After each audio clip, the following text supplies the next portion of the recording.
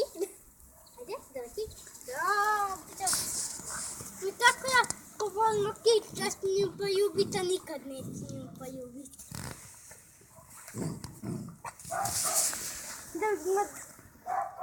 Ona mi dovde.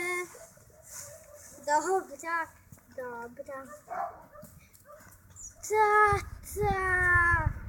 Idem u garažu. Idi. Ali da li... Mislim da ovo smo jako